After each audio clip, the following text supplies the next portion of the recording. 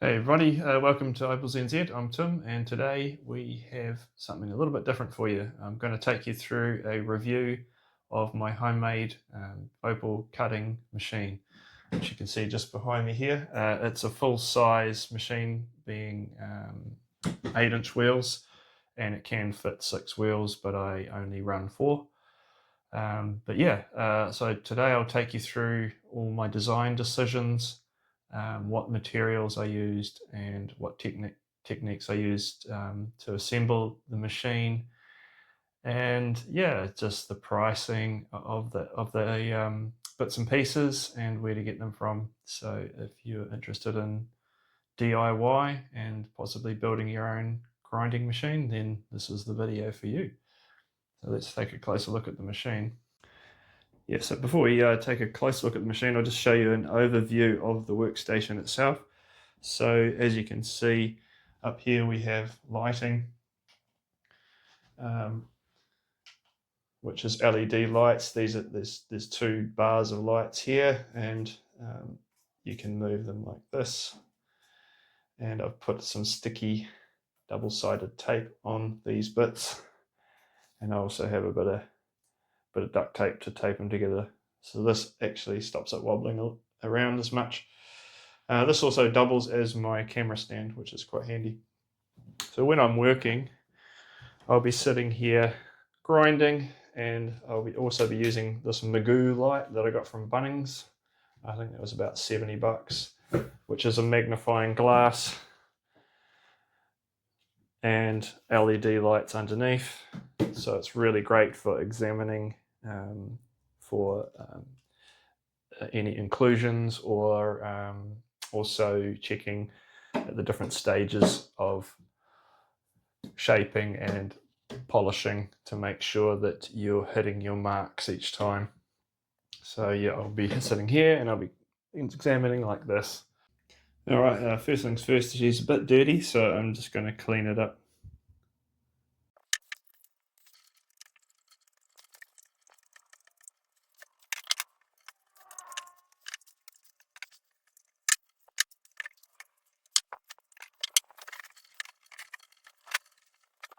Okay, so that's a bit cleaner. All right, so the first thing I'll do is take the lid off. So if we have a closer look here, we can see that there is a access panel to get in to the pulley in the center. So I'll do that, take that panel off first.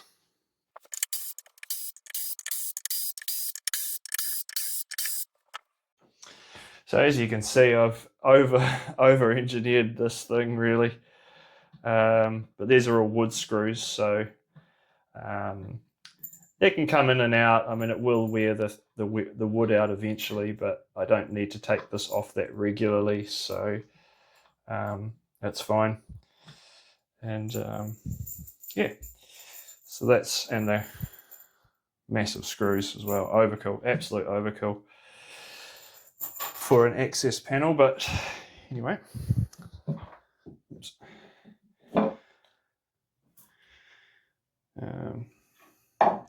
The access panel's got angled edges, so it sort of sits in there quite nicely.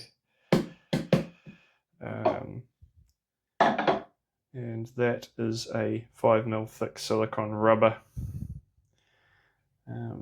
sealer. So in here you can see the pulley and the main shaft. Now that pulley is a concentric locking pulley, so it doesn't have it.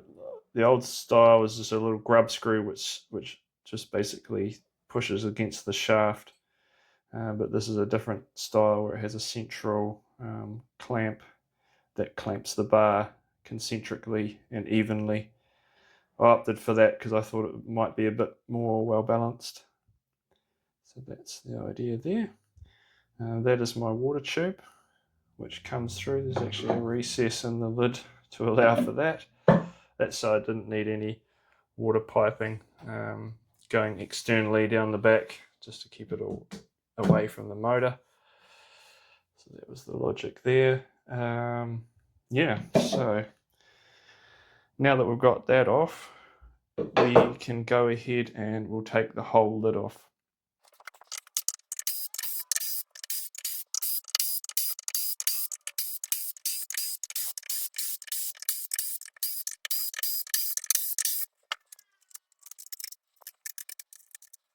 Okay, so let's lift the lid up now.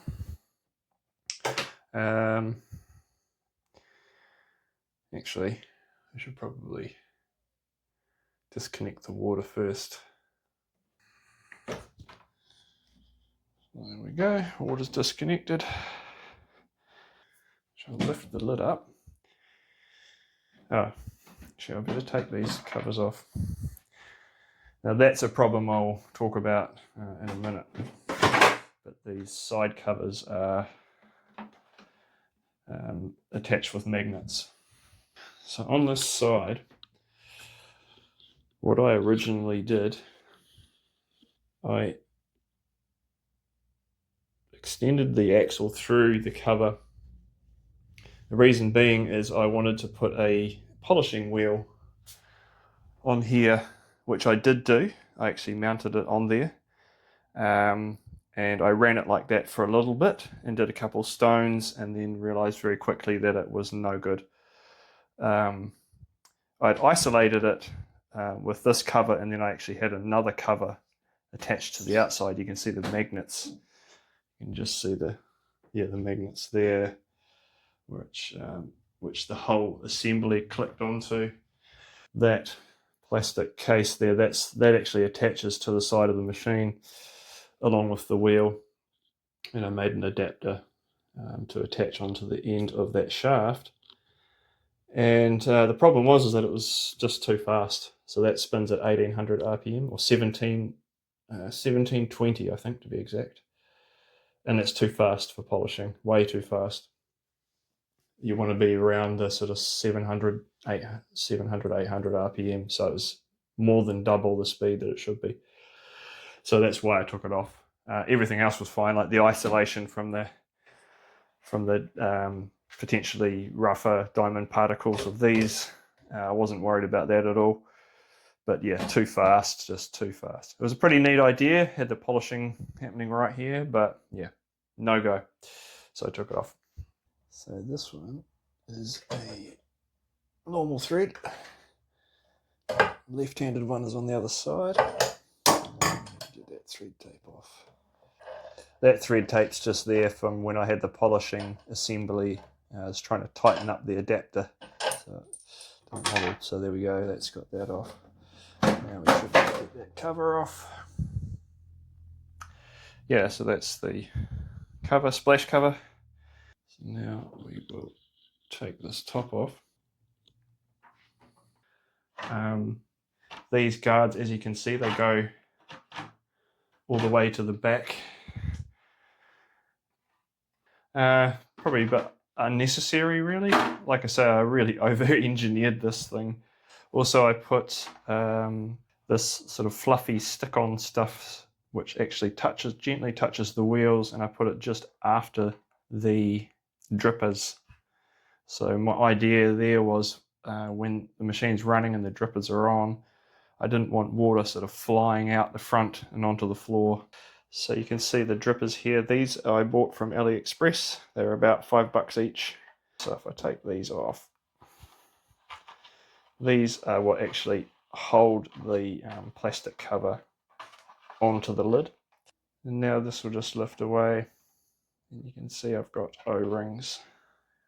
So now onto the plumbing. So those O-rings are just there to try and seal that plastic cover so no water leaks up into the lid. And it looks like it's working really well because that looks clean and beautiful and dry. It hasn't had a drop of water get in there, so that's really great.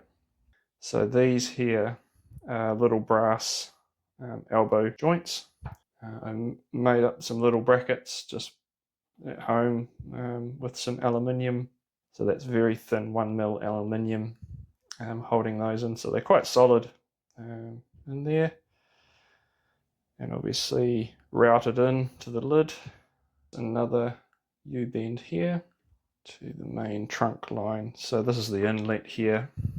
So water comes in, comes up here, around that corner. So this is food grade plastic tubing. I started out with some cheap AliExpress stuff and it was not good. It was really flimsy and thin. Here in New Zealand we have a hardware store called Mitre 10 and they sell what they call food grade tubing, and that was much better quality, much more supple and thicker. So that's the type of tubing I used. It was like $5 a metre or something, cheap as. And these little plastic T-sections, which I got at the hardware store as well, they're like $1 each. I just wanted one inlet which comes along and then feeds these ones to the end here. As you can see, there's 6 nozzles, but I only run 4, except on this side here, I do use this nozzle, and I've turned it sideways, as you can see, because it's for the cutting disc.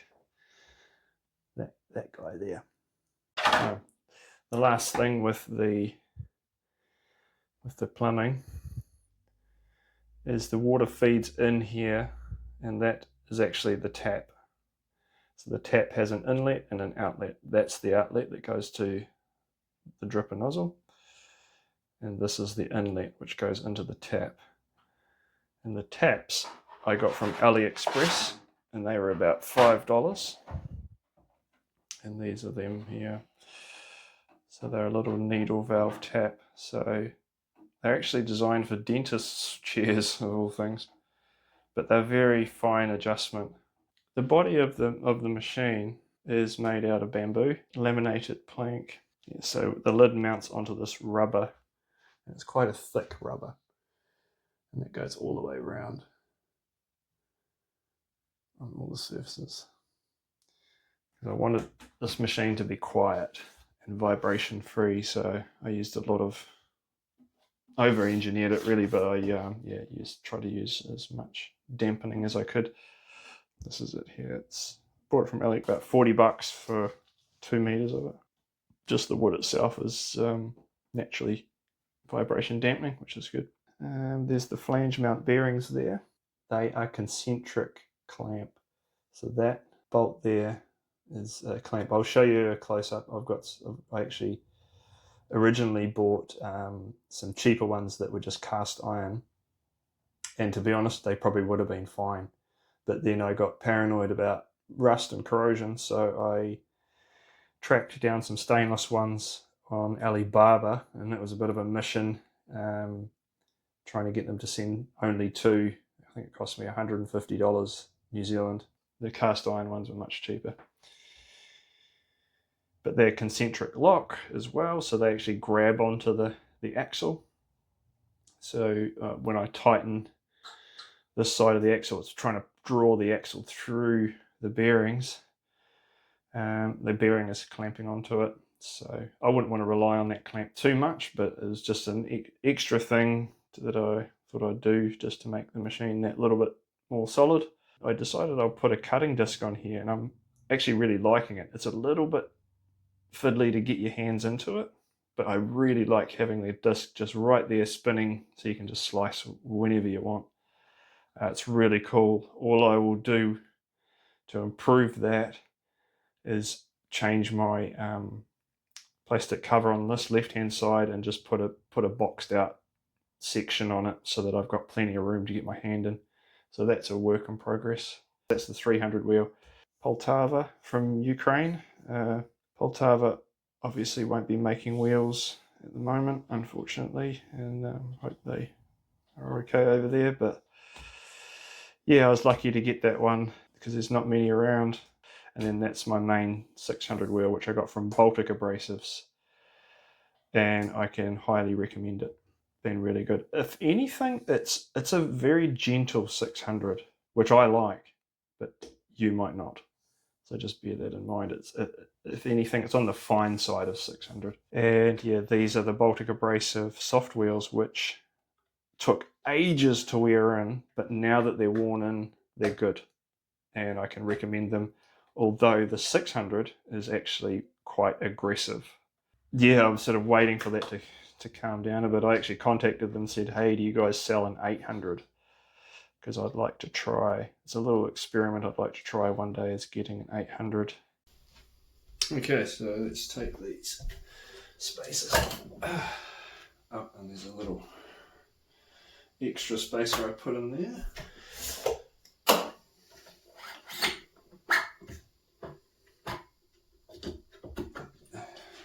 Now the soft wheel.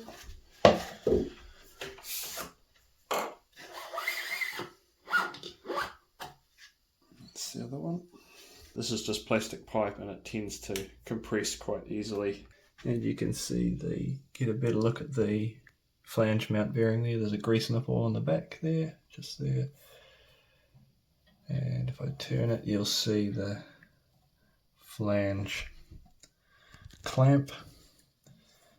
So you tighten that down, and if you see in there, it clamps that section onto the bar.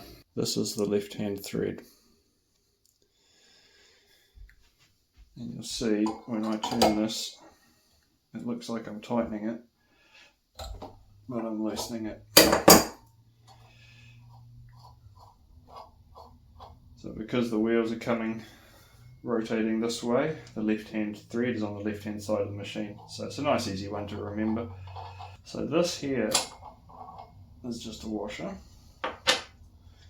And then this cutting disc, in the center there's actually an rubber O-ring, and that cutting disc is just sitting on there. You can see it better there. So I've actually got a proper little bush for it now, so I'm going to replace that. That was just I was making do with what I had to mount this, and it worked very well. The disc has been cutting great, so hopefully the bush works as well as my rubber O-ring. So yeah, it was never designed to have a cutting wheel here. This was an addition that I added as an afterthought, but it worked, and I'm glad it still works, and I'm going to keep it there. There's one.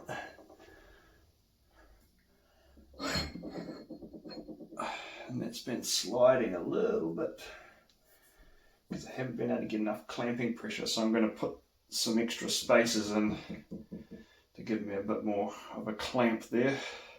So it's good I'm taking it apart now, so I can do that job. Bit of maintenance.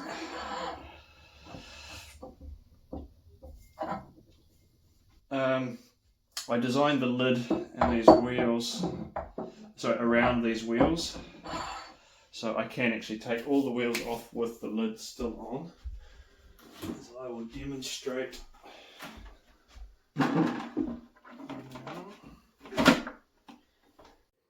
Okay, I got the mic set up, so that should be sounding a bit better now. So as I was saying, the lid does not interfere with the wheel, so as you can see, I can remove the wheel with the lid in place. And that's took a bit of consideration doing all this woodwork. There's a lot of sort of fine woodwork and measuring and double checking that all of these dimensions are okay, because you don't want to have to remove that lid every time you want to change your wheels.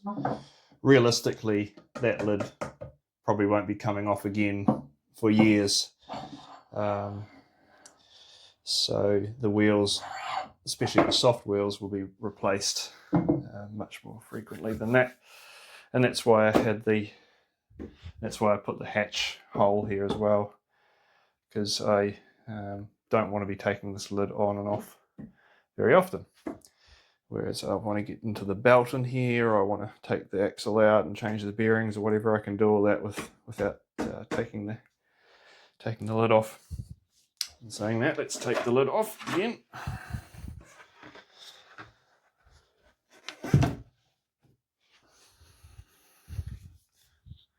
Now we're looking. Okay, so I'm just going to give it a bit of a clean up.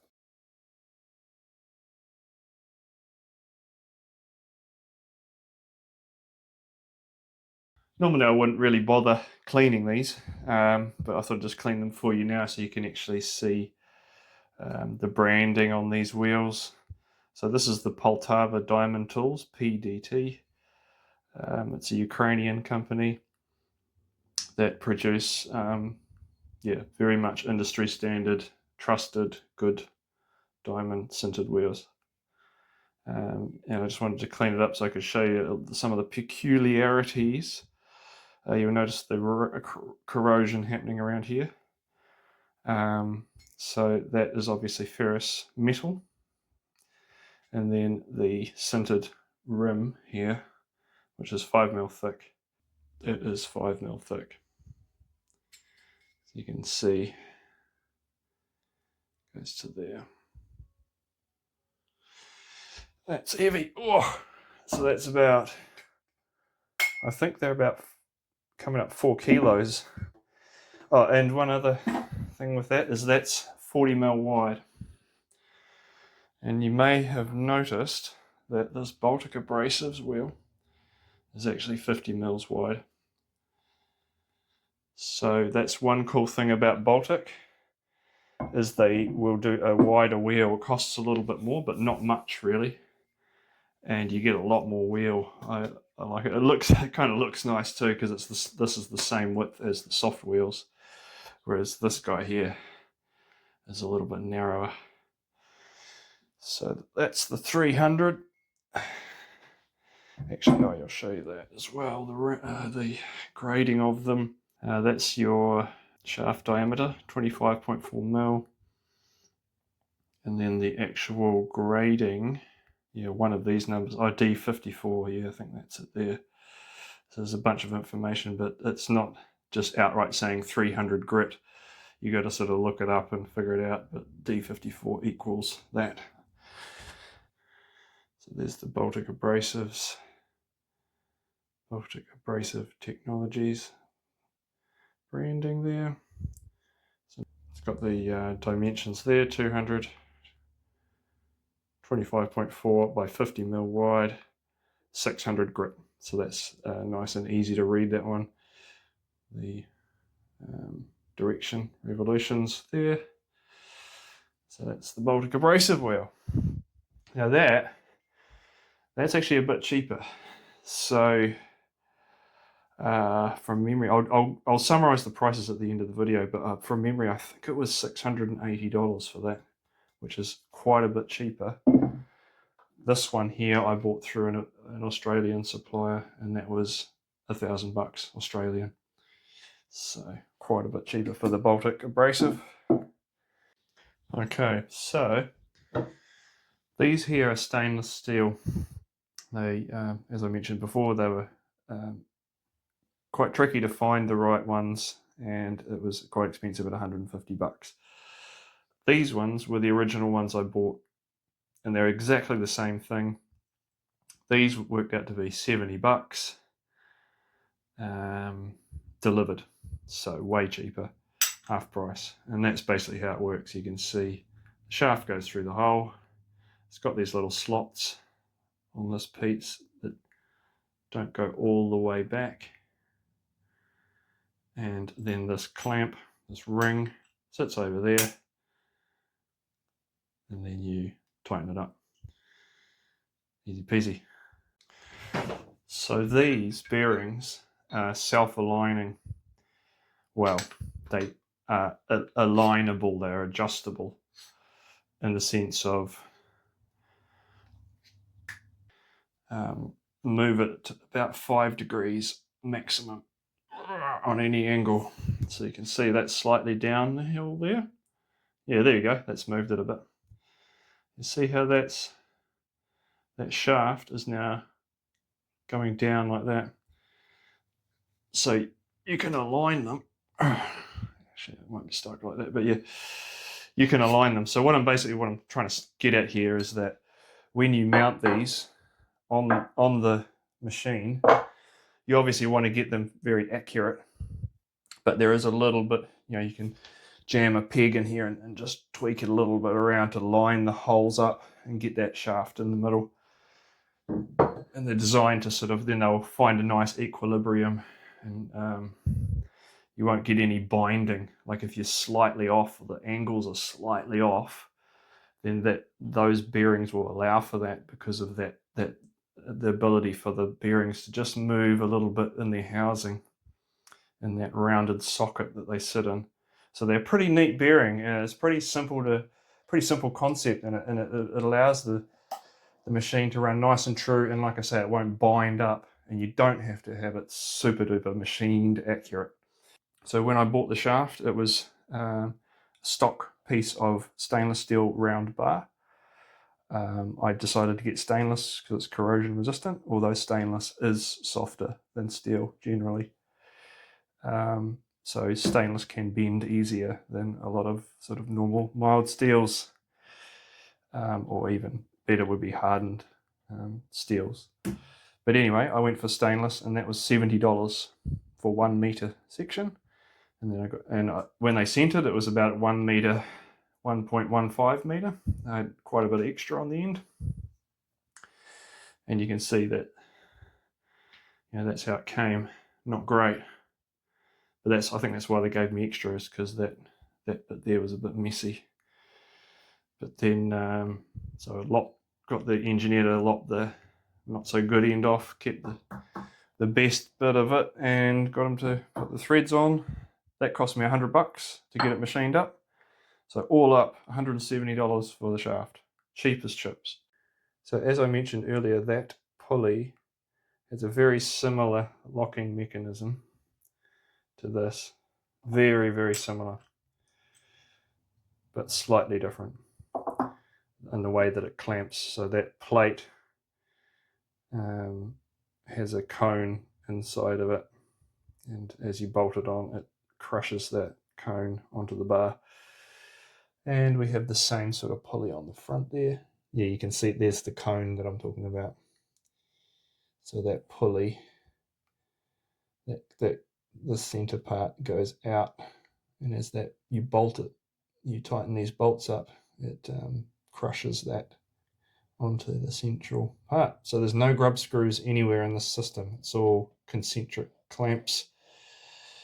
The motor is a New Zealand made, actually. It's called a company called CEG, and they make electric induction motors. It's a 3/4 horse, that one. Pretty sure it's 3/4, yeah. 750 watts, 240 volt, and that cost me $400. The pulleys and the belt, were about $120, I think, all up. So drainage. There is a brass fitting glued into that wood there, and I carved a hole into the wood to mount that brass nut. So it's threaded on the inside. On the inside here, you can feel the threads. And then, I just filled in with polyurethane glue and some bits of wood just to fill up the hole and get it all sealed in. And then screwed into that, you can see the brass screw there is, so that's the drain at the back. About half of the pipe above the surface there, and then it's basically flat there. So that's not much of a drop, half a pipe thickness worth of drop, so about 10 mil drop over that 20 mil span, 200 mil span, and then a U-bend, and then I've used polyethylene pipe. And on the other side, it's the same thing. A galvanized drop down to there, and then the pipes, and they join in the middle with a T-section. And that T-section has a clamp with a tube coming down to my gross water bucket. And if you notice, I've got a bigger tube and a smaller tube so that I can raise and lower my table. So yeah, as I mentioned, the table is motorized. It's an old office table that I reconfigured. It was a L shape, hacksawed and rebolted and reconfigured. So it's one big long bench, and so I can have my grinding machine up at standing height, which is nice. So for the side panels, I use polycarbonate plastic, which is a plastic that you can cut and drill holes in without it splitting and shattering.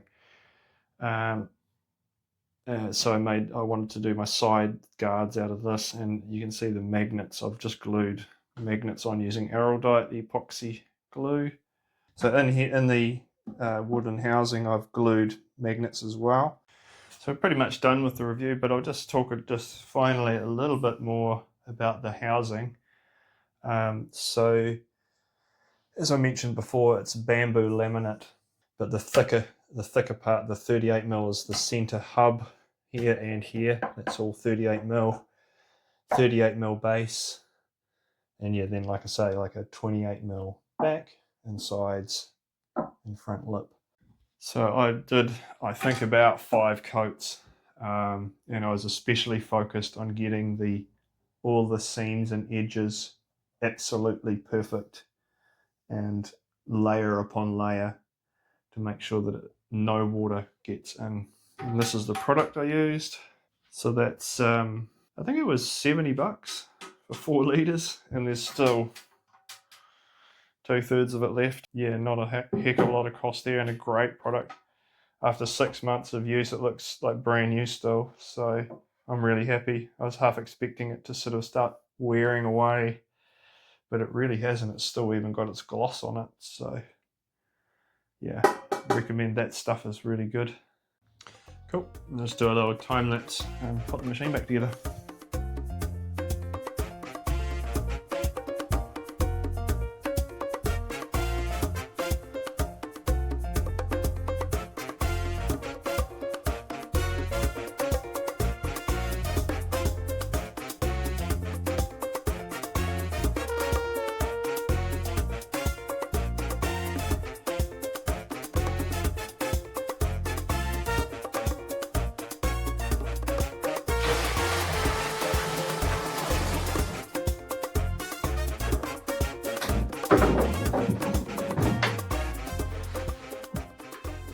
Okay, so there you have it, folks. That's the review of my machine. I've just compiled a list here of all of the bits and pieces, and the grand total comes to around about $1,500, and that's not including the wheels. I mean, it's not really financially that great. I know you can buy pretty good machines from Aussie Sapphire for probably a bit cheaper than that, to be honest, but I think they're only 6-inch wheels. So in saying that, though, it was fun to build, and it was a learning experience, and I do like it.